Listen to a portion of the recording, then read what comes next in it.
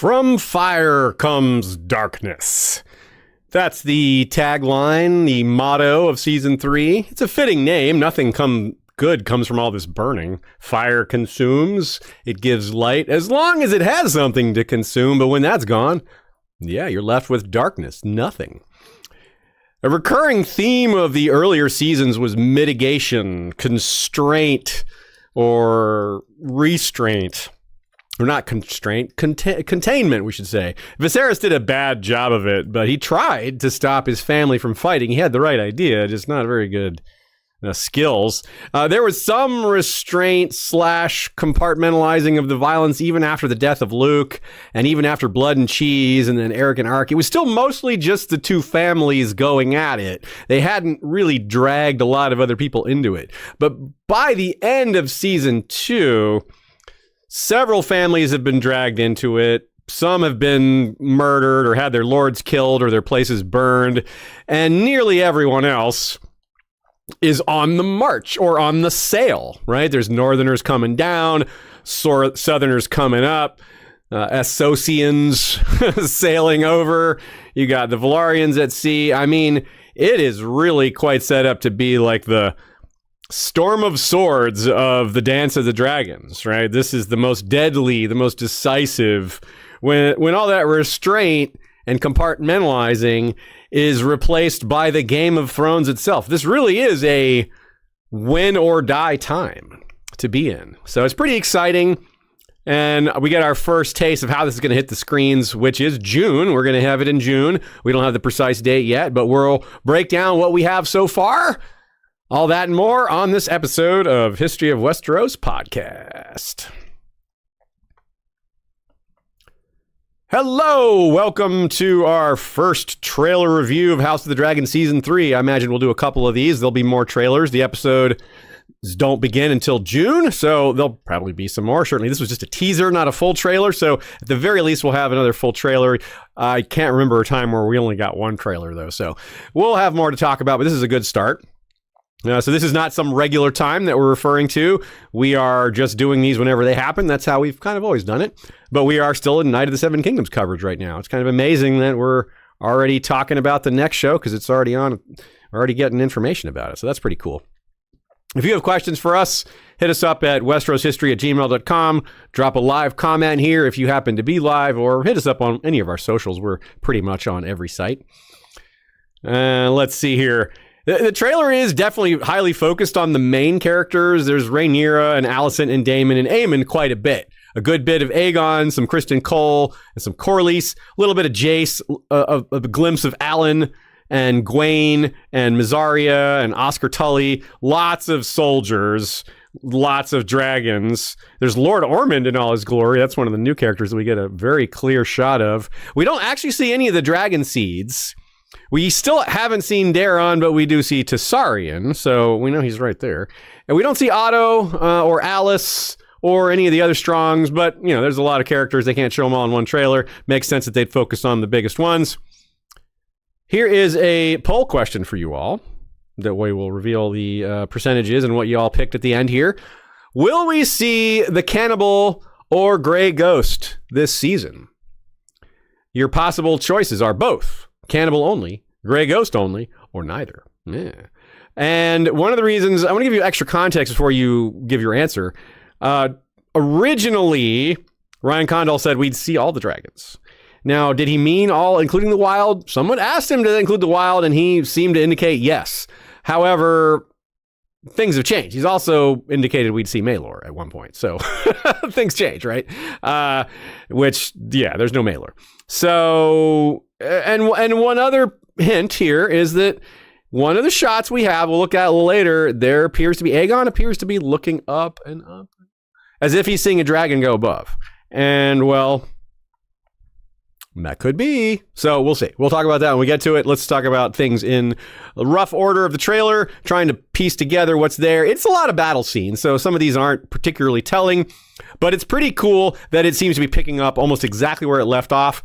In a sense, that's a little funny because that was like 2 years ago. But still, I wouldn't see why they would want to skip anything here. It makes sense to pick up right where they left off. In fact, we have Aemond, the first shot, Alicent coming in. This is 100% a callback to the very first scene after Rhaenyra flies her dragon and the, Great Council scene, where she comes into the throne room. There's nobody there except Daemon on the throne. We have, Daemon Jr., Aemond, and it's Rhaenyra in that first scene asking Daemon where he's been. And she's not suspicious, but she still asks the question because he's been gone for a while. They discuss where he is. And here, Aemond is suspicious. He's like, where have you been? And of course, we know that she was at the Dragonstone arranging for a surrender. He's not going to be too happy about that. However, both from the book and from a later shot in the trailer or / the behind the scenes photos that have been released so far, there's a shot of them pressing foreheads together as if something terrible has happened. They're bonding. Yeah, here it is. She looks pretty sad. He looks just more regular somber. She looks like she's about to cry. So something probably very bad has happened, and that may alleviate some of the split that maybe Aemond is feeling. But it's also very, very fitting with Aemond's growing paranoia. He's going to be paranoid. And in this case, he's right. I mean, let's be honest. He's right to be paranoid about what Alicent was doing. You can also see that it's during the scene we see in the trailer because they have the same background of like the fireplace. Yes. And in that shot, she's saying that it's only a matter of time before Rhaenyra sends her dragons. And from Alicent's position, the reason she was going to surrender is not just to save her children, but because she thinks they're losing. And she's not necessarily wrong. I mean, she's like, okay, well, they have all these new dragons. They just got 3 new dragon riders. And yeah, we have Vhagar, the biggest one. And yeah, we got my son down in Old Town, but they way outnumber us. And she's right. So looking for a way to end the war makes a lot of sense just from a pragmatic sense, not just from saving her children, but that is obviously hugely important to her as well. And then in the trailer, this kind of is mirrored by Rhaenyra telling her council that Alicent will surrender the city to her. And we don't really see the reactions of everybody except for Jace, who says you cannot trust her. We don't actually know who he's talking about, but it's probably Alicent. And yeah, they're right. They're right. They didn't see they don't know their relationship. They don't know that Alicent is actually probably telling the truth. But Rhaenyra doesn't know is that how can Alicent actually pull that off? How can she get all of her people to go along with that? She doesn't necessarily have that authority. So it isn't just that you can't trust her in terms of maybe she's dishonest. It's can she actually pull that off? So, and as we know from the book, this doesn't happen. So this is just some extra setup and tension. And ultimately, Rhaenyra is going to take King's Landing by force. There isn't going to be a surrender. Although Alicent herself will probably surrender the Red Keep, just like in the book, and that will kind of be well set up by these previous negotiations that will not succeed. You can see Mysaria here too. Yeah, there she is walking in. I wonder if what her role will be. She's probably going to have a similar-ish role, but she's not as, villainous. She's awfully, a lot of the villainy is removed from a lot of the characters in the show version. There's still time. But there is still time, and people can get dark. We talked about that a lot last season. There's a lot of evidence of Rhaenyra getting darker, and Mysaria might push her in that direction as well, or maybe they might push each other. Who knows? But certainly they started to have a bit of a relationship, or at least flirted almost literally with the idea, and I expect that to continue. I doubt that was just a one-off. I know that some people weren't big on that, but we liked it. We thought it was great. It's a very, standard way for one person to manipulate another. You get intimate with somebody, and you can really push them to do what you want them to do. It's a really human way to have power over somebody, and it's an unusual aspect of people who have a lot of power. Well, who has power over the people who have power? Mysaria herself has way less power on her own than she has if she's able to get Rhaenyra to do things. Jenny of Coldstone Creamery, one of my favorite commenter names, says, maybe the trailer is faking us out and Jace is warning about Mysaria, which is possible. I think it makes sense for him to warn about Alicent, but I do think Rhaenyra shouldn't trust Mysaria. The reason I tend to like this theory, and I considered it myself, is Jace says it to her as if it's almost a secret. Like, you cannot trust her. It's like, I feel like everyone in the room is going to be feeling that. He's like, why is he saying this quietly? It's like, I imagine like everyone under council is saying that, like, why is he saying that? Yeah, so I can see that it's, Mysaria he's arguing about somebody else or warning about somebody else. We have the shot of Alicent approaching the Red Keep. This is probably just her returning. I mean, she's got a Kingsguard with her. This is probably just her returning from being a Dragonstone and walking right to the throne room. But let's follow Alicent inside and discuss the rest of the Red Keep scenes, at least the ones we think are in the Red Keep. There's a voiceover of Aemond saying the king has abdicated the throne.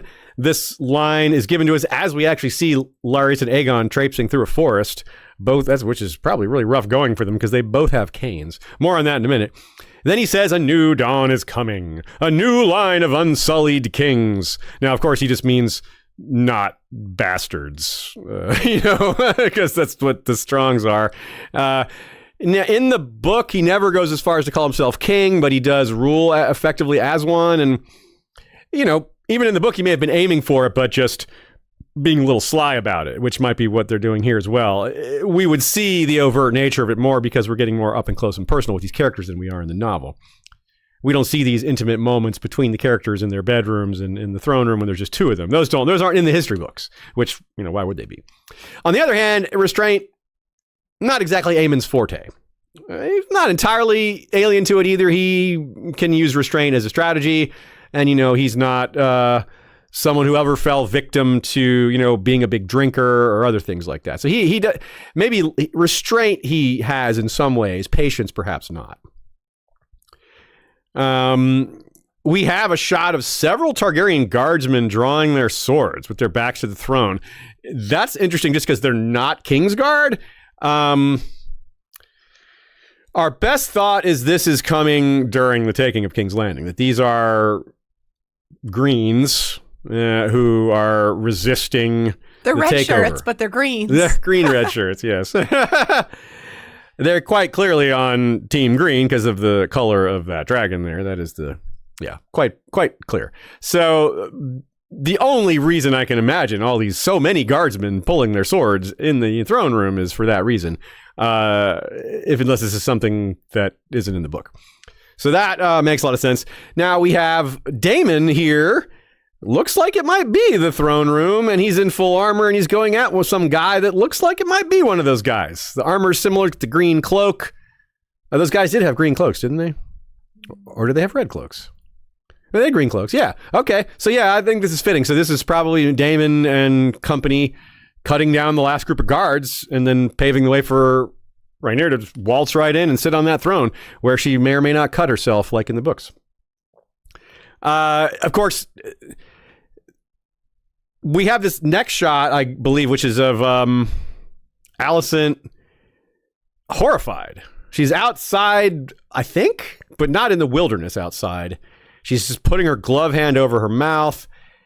And yeah, it looks like maybe like a courtyard or city street or something like that.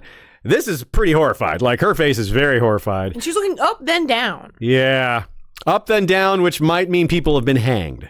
In the book, her father and the other small council members are beheaded, I believe, but whatever. Like, they're changing that to some hangings. They could also just hang the bodies up after beheading them. That's a normal thing to do.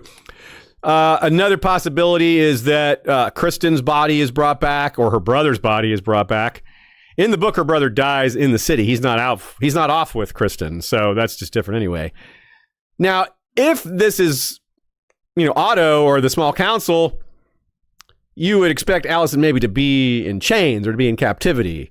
But maybe that's just about to happen. Maybe Rhaenyra just doesn't bother putting her in chains because, she's no threat, So, in any case, this is almost certainly someone dying or something real bad like that, along those lines. So, your guess is as good as ours. Let us know who you think it is. One fringe possibility is they somehow recover Jace's body, and then Alicent is even more afraid of what Rhaenyra is going to do. Because she's already afraid that Rhaenyra is going to come with her new dragons, and if Jace dies, then... Well, yeah. You know what might come next. And yeah, a lot of people are thinking it could be Helena. I hope not. I hope it's not this soon. Yeah, it shouldn't be this soon, but it's possible. It's possible. possible. We got to acknowledge the possibility that they could change the timeline on that. Let us talk about Aegon and Larys. Now, earlier I brought up their canes. I wasn't making fun of them for that. Of course, it's just really difficult, and it's very not inconspicuous. It's very conspicuous. Two dudes walking around with canes. Like, if you just have two guys in hooded cloaks, it's pretty easy to not notice that or to not have much to say later. Like, well, there were two guys in cloaks. What other description can I give? But two guys with canes that really stands out. So that's probably why they're in a forest, because otherwise they would be noticed just for that reason. If not, just some people might actually recognize Aegon, even though he's, a bit burned. He's not burned so badly that he's unrecognizable. So, the cape here, the cloak all makes sense, even though Larys isn't bothering with that. He's not as well known, I suppose. There's another shot that I believe is related to their flight, to their escape. It's a shot of Aegon stabbing a man after some desperate struggle. Aegon's on the guy's back while the dude is reaching for his sword, and Aegon stabs him in the side. There's a few other bodies around as well. So there's been a struggle. I think Larys is off to the left there. You can maybe see his leg. So something comes up here. This is a bit of a brouhaha. I'm guessing this is on Dragonstone. It looks like it might be a beach. Maybe this is when they get to Dragonstone and they're recognized by some fishermen. They have to kill some people to stay inconspicuous. So that's my best guess, is this is after they get to Dragonstone, or maybe this is them stealing a boat from somebody to go to Dragonstone. Something like that. We also have a shot of Aegon in what appears to be a street. This guard to the left is definitely looking at him. I don't know that he, was going to do anything about it, but it's notable that someone is noticing him.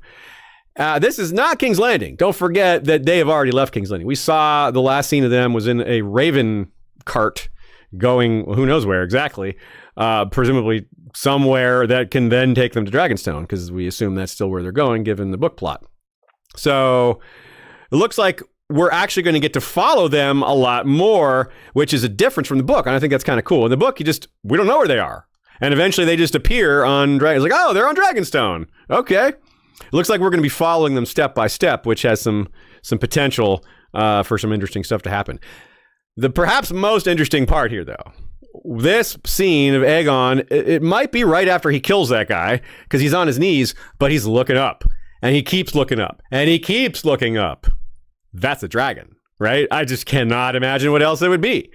So this is why I was asking that question in our poll at the beginning. Are we getting Sunfire and or Grey Ghost? Or Cannibal or Grey Ghost. And it could be Sunfire. We could have been misled about Sunfire. I know Shay and I both had a little bit of hope that was a misdirection. No, I've always thought that there's no way Sunfire is dead in the show. That's what I'm saying. Yeah. Oh, okay. Yeah. I know right. The show is giving misdirection. Yeah. I've always been fully confident that Sunfire is alive. Yeah. I guess is my point. Yeah. So this could be Sunfire, but maybe more likely it's Grey Ghost or the Cannibal, and then Sunfire appears later. Couldn't he see Moondancer and Bela? That shouldn't be any time around here. Doesn't he see? Wouldn't he see them around there? Around where? Around Dragonstone. No, no more than he's got no more reason to see them than any of the other dragons that are there, like Vermithor or any of the other dragons. Why would Moondancer be more likely? Because that's the fight that happens. But that's like way later. Yeah, I just mean that's why he would see her. Okay, but okay. Anyway, I doubt it's Moondancer, but you're right. It's certainly possible. So I think that's all the shots we have of Aegon. So let's actually talk about Dragonstone. We're right next door. There's always a lot of shots of Rhaenyra, just like there are always shots of Alicent. That's just a go-to for these trailers, is to show their facial expressions. A lot of times with Rhaenyra, in Rhaenyra's case, is like fire there a lot of times behind her. And sometimes it's very telling, even though it's just a facial expression. For example, there's a shot of her later where she's crying, and we can all kind of guess what that means. This one, though, I'm not so sure. Slow cut back, looking up. She kind of looks hopeful or happy. Yeah, that's maybe right after she returns from Alicent talking to her and is upbeat about the possibilities. That won't last for not much is going to go swimmingly for her this season. We have an interesting shot of her like beating on a door. Like she's been locked in or locked out of something, which I wonder what that's about. The one theory I've heard that I really like here is that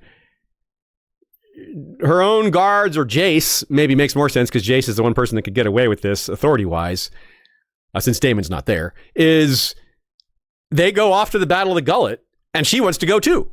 And they're like, no, you can't go. You got to stay here. Because she's already wanted to go into battle before, and they were like, no, don't do that. And so it makes sense that they would try to stop her again. And we know it's a room on Dragonstone, and probably specifically her chambers, because is in previous seasons, as you can see here, we've seen the runes on the walls, the Valyrian runes. Yeah, that's good. It's nice that we have these nice context clues to place. Glyphs, yeah. Glyphs, I misspoke, but regardless. Yeah. So then we have the shot of Rhaenyra crying, which, yeah, that's got to be post-Gullet. That's got to be the loss of Jace.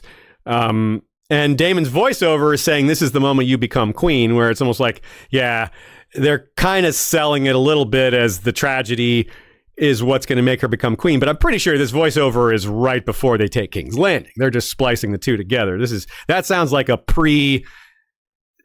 she's about to literally become queen when she takes the Iron Throne. That sounds a little more likely for this moment, but it's a good voiceover to put across a montage. So that's probably what's going on there too. Now we have another shot of her with Daemon. So they're actually together. So he does apparently, he comes back. That's obviously going to be part of the setup for them taking King's Landing.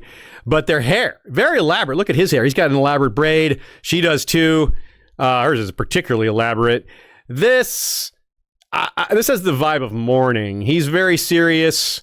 This is not like romance, passion vibe. It could be, but the hair to me implies something bad, maybe. But of course, they could be getting dressed up to take the city. They're like, yeah, we want to look good to take King's Landing. I figured he'd want his hair a little bit manageable for flying around, right? Sure. Yeah, he usually has his helmet on, but you're right. It just, it could be related. Absolutely could be related to that. So this could be, this absolutely could be her flying braid, because this would keep the hair out of her face too. So that makes a lot of sense as well. Anyway, both those things are likely to happen, meaning they get together before taking King's Landing, and we know King's Landing can happen. What we don't know for sure is that they will be together shortly after Jace's death. In fact, I kind of doubt that, because he's still busy in the Riverlands, and there's a ton of shots of him in battle and in other battles and doing stuff like that. So, I don't know how much they can't push the going back and forth thing too much. We are looking forward to going through the season with you all in June. We're not sure what the start date is, but you can certainly participate with us and get behind-the-scenes access and bonus episodes by joining us over on Patreon. That's patreon.com/History of Westeros. We have a variety of levels that you can choose from. Include that give you things like titles and access to our scripts and notes and to our voting for future episodes and other stuff like that. Once again, you can find the link in our description. You can also just go to our website, where there's lots of other ways to support History of Westeros. You can find the link, for example, to buy a Shaya's Knight of the Seven Kingdoms tour shirt, or her Dance of the Dragon shirt, and a little more relevant for this show. And a lot of other ways to help us, like shopping through our Amazon links, etc. Just a quick note on the difference between the shows. We're really seeing the difference between House of the Dragon and Knight of the Seven Kingdoms under different light, because, well, we've always done their different stories. The style is very different. Even the type of setting, like of the book itself, a history book versus a novella. And here, it's really drawing those comparisons out and giving us an opportunity to think about them. It's really easy to love Dunk and Egg and Raymond and Lionel and Baelor. They're just less gray. It is a little more traditional in terms of heroes and villains. It's still got that George R. R. Martin, even the bad guys have some good, even the good guys have some bad, etc. Nobody's perfect, but it is a little more traditional in that sense. This show is just a bigger challenge in that regard. The material's less complete. They have less prose. It's less episodic. It's way larger in terms of production and scope and casting. And there are fewer characters that you just really, really like. You may love the way they're acting. You may love the portrayal. You may love the scope. But it's, you get what I mean? Like, the type of love we have for Dunk and characters like that is not the same that we generally have for Rhaenyra and Alicent. It's a different type of interest, I think. I may not be using the same words you would use, but I think you get where I'm going with this. That said, Season 3 does present maybe the best opportunity for characters for us to genuinely root for, characters that we actually think are good people, and rather than just people who are interesting or movers and shakers, you know? And not all these are new characters, but ones who come more to the front, like Bela. Ashaya mentioned Bela and Moondancer before. Whether or not that's her in this scene, we'll get more of her this season, and she's pretty likable all the way through the novel. I mean, all through the history books, and I presume that's going to stay the same here. It has been so far, so that's someone to root for. Adam Valarian's another one. This is Alan right here. We don't have a shot of Adam, so we got to go with Alan. Alan's pretty cool too, though. You know, we can respect the difficulty he's had in his upbringing. Corlys hasn't been a good father to him. He's easier to root for than most, I'd say, even though he's kind of gruff and humorless. He's got a good reason to be. We're going to have Black Allie Blackwood. We don't have a shot of her yet, but that's a character that's been a fan favorite for a long time. I don't think we're getting Bloody Ben, unfortunately. Black Allie is cast as the actress Annie Shapiro, and just a fun fact, she's friends with the actress who plays Tansel Too Tall. That's they are cool. Constantly commenting on each other's posts. That's very cool. Small world. Love it. Here is Bela and Moondancer. I saw some people guessing, maybe, are we sure this is Bela and Moondancer? Couldn't that be Rhaena and Sheep Stealer? Like, no, that is definitely not Sheep Stealer. Ain't no chance. It's that David Bowie Moondancer. Yeah, 100%. Sheep Stealer, we saw at Sheep Stealer at the end of the season, and Sheep Stealer was very, very distinct and not that at all. So, while it's possible Sheep Stealer will be in this battle, I mean, we don't see the other dragon seeds, and they are almost certainly in the battle. So, there's just a lot that we haven't seen here yet. So yeah, looking forward to Black Allie, looking forward to Adam, looking forward to Bela. And yes, I also do enjoy the villains and characters that I don't root as much for. Let's be clear. It's just, I wanted to draw that distinction. I'm looking forward to Oscar Tully, who I cosplay and who I made into the thumbnail for this very episode, but also because seeing Oscar implies seeing all of my other Riverlanders, including Black Allie. That's a good call. I forgot to mention Oscar as someone to root for. That's a genuinely good kid. Like, he handled himself so well. He was a highlight of season 2 for sure.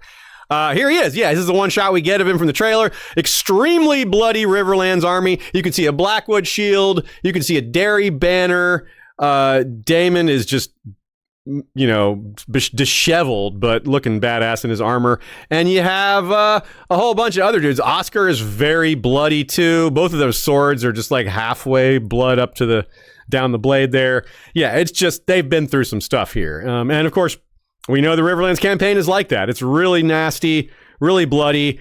We can be very sure that they're going to compact some of it. There's just too many battles in the novel for them to do them all. There's no way they can do all that. I got to give them some leeway there. So in that sense, we don't know exactly how it's going to go, other than it's devastating to both sides. Lots of people die. There's a really cool shot of some Velaryon men looking in anxiety here. Let's move on to the Battle of the Gullet, actually. We saw the Bela and Moondancer shot. And to remind ourselves, Moondancer isn't in that battle. That's why people were like, hey, maybe that's Sheep Stealer. Just trying to... We see a lot of that in the fandom. Don't fall victim to that. Don't make yourself think it has to work like the book. We've already seen too much evidence that it's not. That it's going to be different from time to time. With Knight of the Seven Kingdoms, that's a much safer assumption. But no matter what, we just have to be open to the fact that there's going to be changes. Yeah, so Sheep Stealers might still be in the battle. Moondancer definitely has been added to the battle. So this shot of Corlys that Ashaya has on here, this has just got to be Jace's death. It just feels like it. He's just like, whoa. He's just lost for words, doesn't know how to... He knows it's terrible, nothing he can do about it. He looks kind of helpless. You know, he's not a man that's just going to start crying in the middle of a battle, but oof, that's bad. That's his blood, you know, sort of. Yes, it is. And, there's this shot that I mentioned a second ago. We have, this one, let's look at this one. Jace flying around, and this is a very telling moment. Because in the full version of this, when there's actual movement, you can see Vermax get real close to the water. His tail's dragging in the water. And as we know, or if you recall, or if you don't, I'll remind you, in the novel, we're told he flies a little too close to the sea. He gets a little too close, and that's when they're able to get him. and it's flying too close to the other ships / to the ocean, all that stuff. So yeah, so this is ominous. We all know it's going to happen, but adding extra buildup is just, well, that's what makes it entertaining. That's what makes it good. That's what makes you feel something. When you know something's coming and you still feel it, well, that means they did a good job with it. So here's this thing I started to mention earlier that I got Shay a little confused on here by throwing different things out at once. The shot of the Velaryon men getting close to the rocks while their ship is just full of arrows. Just full of arrows. So clearly they've been in battle for a minute here. And you can see blood on the deck, I think, to the left. And in full motion, when this shot is in video, there's a big lurch, which presumably is them suddenly steering away from the rocks. Because, yeah, you don't have to know much about ship to know that they don't like to be near that at all. But look at all those arrows, man. What a fight this is going to be. This is really going to be something. We do get Jace yelling Dracarys in the trailer as well. We also have an interesting shot that it's hard to figure how it's related, because we got Corlys looking sad or dejected or whatever you interpret from his facial expression a minute ago. He had his helmet on, but we have this one where he suddenly whips his head around, doesn't have his helmet on anymore, and he looks very startled. And look, he's looking straight up, basically. Like, doesn't that kind of have to be a dragon? But why would he be startled by a dragon? Like, what dragon's going to be attacking him? He might be confused if Bela's not supposed to, not attacking him. He might just be, it might be a misdirect. Like, he's like a second dragon, and he doesn't realize it's Bela and Moondancer. Yeah, he may not know who it is. Yeah, he might think it's an enemy until he realizes otherwise. But in that case, maybe they come later. It could also be like something, like a projectile coming at him. It doesn't have to be a dragon. Like, he's looking up, and something can still be attacking him from a different angle. My other theory is, look at that guy in the back right behind him. That looks like a man of the Triarchy. That does not look like one of his sailors, doesn't it? Right? So this might be boarding action. He might be on someone else's ship, or they might be on his. And if he's on someone else's ship attacking it, then they'll be like, ooh, crap. Maybe that could be a guy jumping down from a higher level at him, right? Maybe. I think that would be a really stupid thing to do, because it's just a wooden deck. You know, you would hurt yourself really badly. I don't think he would react so horrifyingly like that either. But maybe. I'm like, we're just throwing ideas out here. We'll see what happens. We also see men falling off the ship and going under the water. Yeah, we see a ramming action here, and that's definitely a Velaryon sailor falling in. So this is a Triarchy ship ramming a Velaryon ship, and some hapless... Well, they'd say he was Ironborn. He went into the water wearing full armor. But then we also see this shot of them on the beach. On the beach. It looks like Triarchy men are being chased inland, which is, they might be trying to escape and they get caught between two armies here or something. This might relate to the burning of Hull. Remember that, and the other castle, High Tide, that we know happens in the novel. That happens during this battle, that some of the Triarchy ships land there and do serious devastation to the Driftmark lands. So so I think this is probably Driftmark, but because I don't know where else they land during this battle. I don't know where else there would be sailors putting down. But it's a bit confusing. There's battle going back and forth. It's hard to tell what people are even doing there. So other possibilities exist. Let's go back to the Riverlands. We had that one shot of Oscar and Daemon all bloodied up, but there's a few more shots here. We have an interesting shot of Daemon. He's turning to look back as armored men kind of surge forward. Not necessarily running, but they're moving forward. Maybe they're getting ready to go on the march, or I'm not sure, but they definitely seem to be in the field. Daemon is not in full battle gear, though, but these other men around him are armored. So I'm not really sure what's happening in that moment. Just one of the trailer shots. Yeah, maybe you didn't grab that one. No, anyway, let's move on to the map. We'll move on to the map with the tokens on it. This one I'm very curious about, because I saw some people claiming that this was Aemond, but I really don't see how it could be Aemond. Because the gauntlet that slams a dragon down, well, it's a gauntlet that slams a dragon down, and Aemond doesn't wear armor. We haven't seen him wear armor a single time. So when this dragon is dropped here, yeah, it's almost certainly Daemon. So he's describing some sort of Riverland strategy. What we think we have here, see that little triangular thing to the left there? I think that's some sort of, to represent like boats that are to ship men across the Red Fork, or perhaps a different river, but probably the Red Fork, because there is a battle of the Red Fork. This is, the border between the West and the Riverlands. So this could be Daemon's strategy for holding the Westerlands in check. It could be related to something else, but are those little sort of Hershey's Kisses with little spikes on them? What? Are those supposed to be like light infantry, or are those helmets with spears? I don't know what that is, but you can tell by all the things massed to the left that there is a lot of army over there, and it looks like there's lion heads in the back. So I do believe that's the army of the Westerlands that's being represented here. Really spectacular shot of Vhagar burning people in Harrenhal. Speaking of things that will happen in the Riverlands, very much looking forward to seeing some Vhagar, but also just really looking forward to Aemond and Alice Rivers. There's no shots of Alice Rivers in this trailer, at least none that we caught. But obviously she's a big part of the season, and her portrayal's been really fun so far. I hope that continues. We have another shot. We have that shot of Daemon's face and helm. It's probably part of the same voiceover speech that he's giving to her. He says, "You are the queen of dragons. You have an absolute power within your grasp." This all feels like getting ready to take King's Landing. Just like, talking her up, getting her ready for that, battle speech type thing. I'm not sure, but that's what I feel like it is. We've got a variety of Daemon in battle shots. I don't know that we need to go through all of them. There's just various shots of him that Ashay has been showing. Castle in the background, a shot of him finishing somebody off, stabbing downward. It looks like they may have attacked a camp or something like that, because there's a bunch of fires around. There's no sign of Caraxes, but there is Caraxes in other shots. So he's using Caraxes in some battles and not in others. This shot of Caraxes, wow, those jaws are wide. I mean, dang, we knew he had a long neck, but woo, Long Boy is also wide mouth. Dang, very, very cool shot. I like that. Daemon does not appear to be on his back in this shot, but that doesn't really mean much. Oh, he is. Oh, he's just behind the horn, isn't he? Just the angle is funny, isn't it? Cool. So anyway, that'll be fun to see Daemon and Caraxes in the Riverlands. Oh yeah, there he is. Very clearly, there is Daemon. Yes.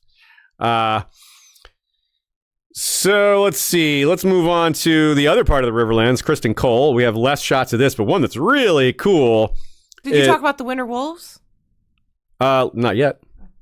We have him out of armor with a dirty, concerned face, kneeling down, and then when it cuts back, it reveals this huge Vhagar footprint. That's interesting, because we know in the book that Cole and Aemond don't work together, even though they should.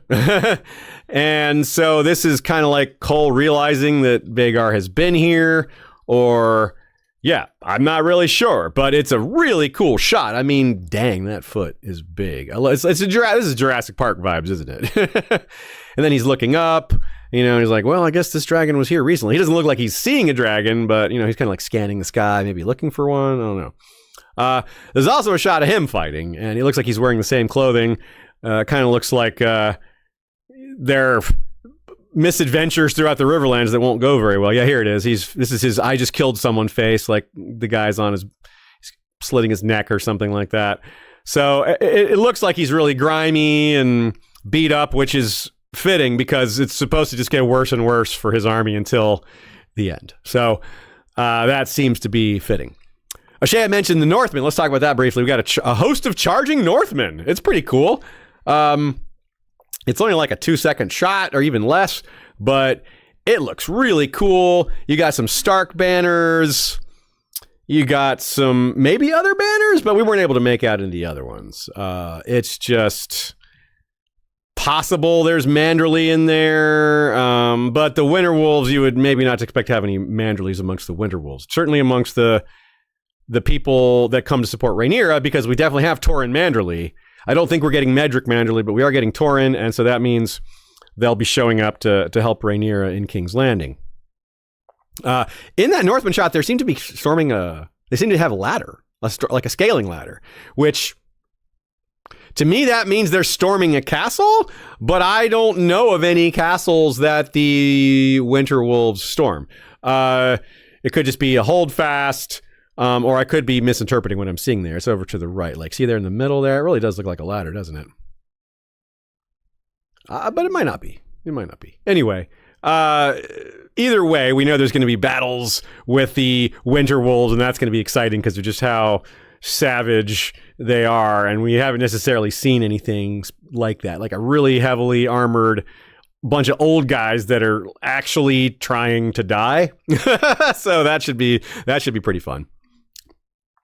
One of probably my most maybe not my most favorite, but the shot that I think is the most artistic of the entire trailer is this shot of an armored man who kind of has the same armor silhouette as the guards in the throne room, but without the cape. So he isn't necessarily the same. He's somebody. And it's just so cool. He is his fire and blood in action. This guy is swinging his sword down, probably killing somebody. It's probably the killing blow. And there's just all this fire behind him that really almost has to be dragon fire.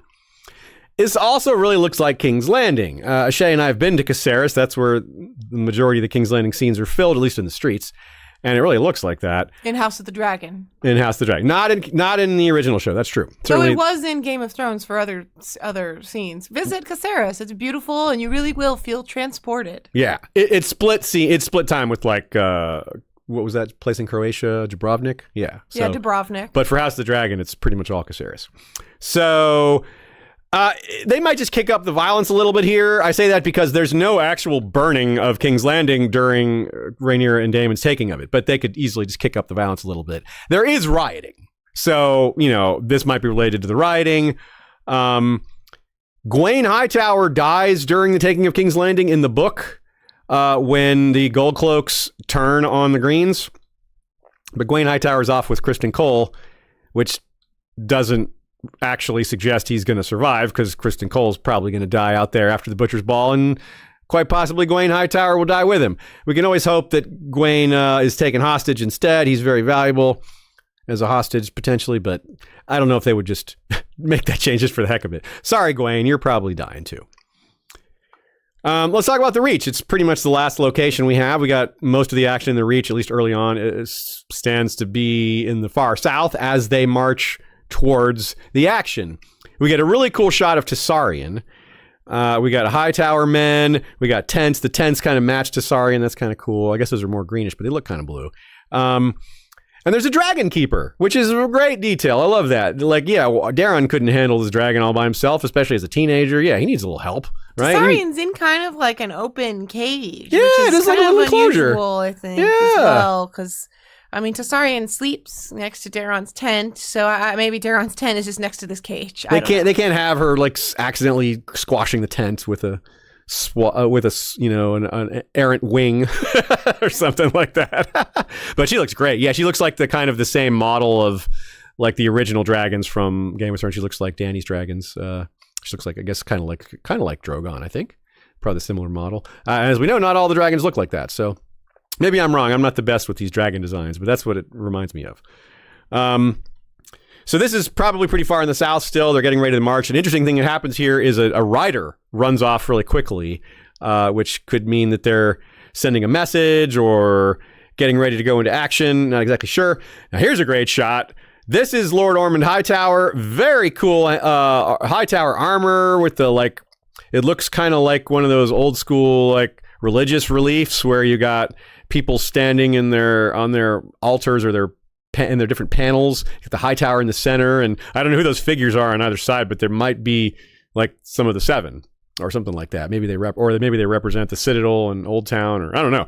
It's very cool though. It's very very Hightower. It needs to look really rich and fancy, and it does, but it's also artistic. So that's even better.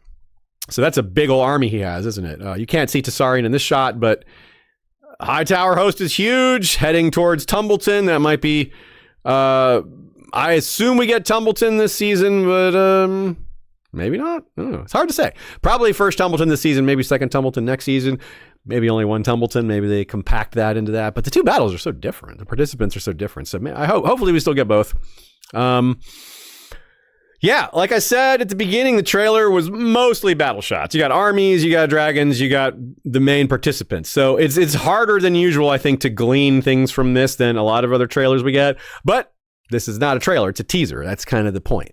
We'll get more detailed shots when we get a fuller drop, an actual trailer instead of a teaser. So that will probably be, in a few months or something like that. And we will be all over it when it happens, y'all. Any last takes, Ashaya? Anything you want to say about this poster here?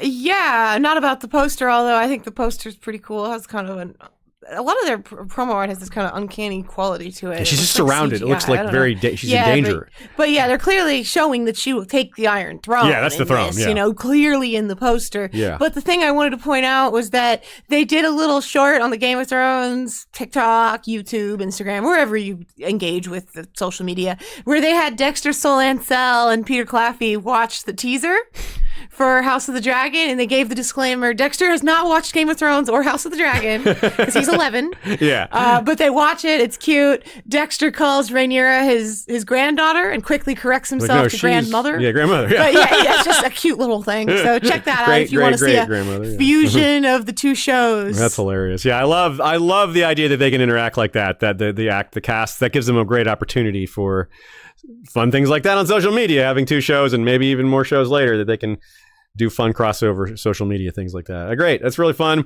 I'm so excited for this show. I think this will be a great season. I think the source material is a lot stronger than season 2. I didn't dislike season 2, but I still have the opinion that I think season 3 is set to be stronger for that reason. Makes for better TV. Yes, makes for better TV. Yeah. Both for a lot of reasons, not just that, but yeah, as Ashaya said, that's the good succinct way to put it. And I just feel really lucky that we have 2 Game of Thrones TV shows on in the same year. I mean, yeah, wow. Not just 2 Game of Thrones TV shows on in the same year, also A Song of Ice and Fire play premiering over in the UK at Stratford-upon-Avon this summer. So potentially at the same time as House of the Dragon, we are also going to get the Game of Thrones The Mad King play. It was renamed, by the way. Those of you who knew it as the Iron Throne, they renamed it. It was never going to be the Iron Throne. That was, We're emphasizing the Shakespearean tragedy, so The Mad King is kind of a perfect title for that, I suppose. Can you believe one of the screenwriter or one of the playwrights is Duncan Macmillan? How on the nose can you be as a Shakespeare playwright to be named Duncan Macmillan? You may as well be Duncan Macbeth. So I feel really lucky. I hope you all have that positive feeling about this all. Just take a moment to think about how lucky we are to have so much from our favorite, or if it's not your favorite, one of your favorites, certainly our favorite. And just take a moment to reflect on that and how special it is, and get hype, because we've got a few months still, but it's going to be great, and the future is bright. And it's not just because of Dragonfire, but partly because of Dragonfire. We'll see you all for our final review of Night of the Seven Kingdoms and our postseason coverage, then a bunch of book coverage, and then we'll dive into House of the Dragon season when it arrives. Can't wait for that, and we'll be doing it all alongside you all. On behalf of Ashaya, you know what to do. Until then, get yourself ready. Reread it. Valar, reread it. Fire and Blood, that is.